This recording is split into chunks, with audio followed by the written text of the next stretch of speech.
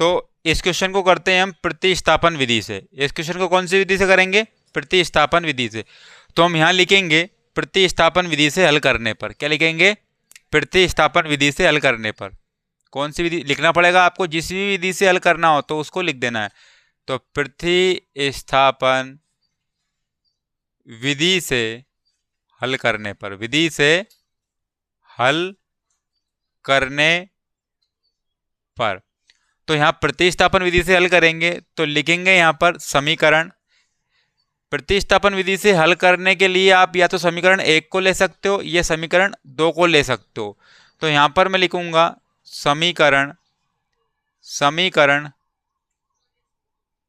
2 से, समीकरण 2 से।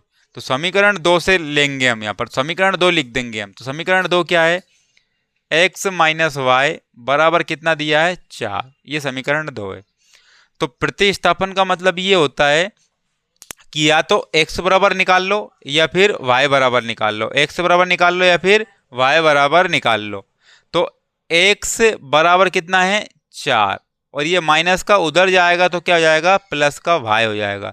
तो ये समीकरण नंबर कितनी बन गई? 3। क्योंकि समीकरण नंबर 2 तो ऊपर 1 और 2 तो थी, लेकिन समीकरण नंबर 3 ये दी। तो x बराबर निकाल लिया हमने। आप चाहो तो y बराबर भी निकाल सकते हो। तो यहाँ पर किसी x बराबर निकाल के वैल्यू निकाल लेना है या फिर y बराबर वैल्यू निकाल लेना है। तो आपको x बराबर निकाल के समीकरण 3 में बता दी गई है।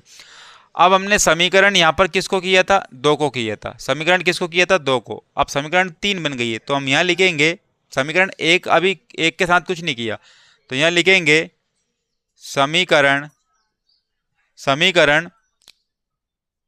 1 में x का मान रखने पर, x का मान रखने पर। तो समीकरण 1 क्या है? x plus y. क्या है? x प्लस वाई बराबर कितने दिए हैं? 14।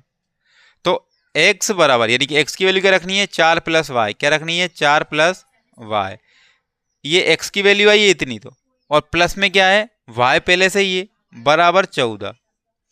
तो लिखा यहाँ पर 4 प्लस में y कितने हो गए? 2y हो गए, बराबर कितने आ गए? 14। तो 2y बराबर कितने हैं? 14। और जब ये 4 उधर जाएंगे तो माइनस के हो जाएंगे। तो 2y बराबर 14 में से 4 गए तो बचे कितने? 10। तो y बराबर 10, ये गुणा में है तो बटे में चले जाएंगे, बराबर के उधर जाएगा तो 2 पंजे कितने हो जाएंगे? 10। तो y बराबर कितने जाएंगे? 5। तो मुझे बताओ, समीकरण 2 को तो यहाँ हल कर दिया, समीकरण 1 को यहाँ हल कर दिया, अब बची क्या? समीकरण 3। तो यहाँ पर लिखेंगे समीकरण 3 में, समीकरण 3 में y का मान रखने पर, y का मान रखने पर। तो समीकरण 3 क्या है? समीकरण 3 ये है, यानी कि x बराबर 4 प्लस में y। तो x बराबर 4 लिखा और y का मान कितना निकला? 5 निकला। तो y की वैल्यू कितनी निकली? 5।